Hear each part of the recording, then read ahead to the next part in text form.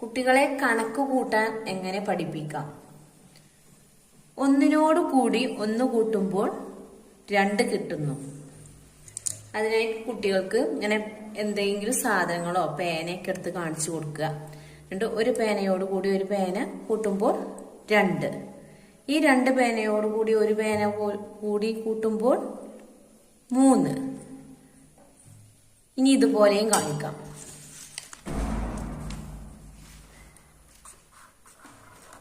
അഞ്ച് plus 2 equal to.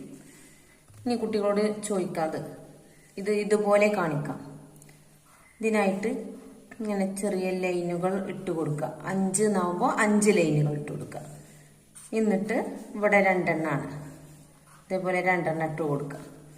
എന്നിട്ട് ഇത് കൂട്ടി നോക്കാം. 1 2 3 4 5 6 7. അപ്പൊ ആൻസർ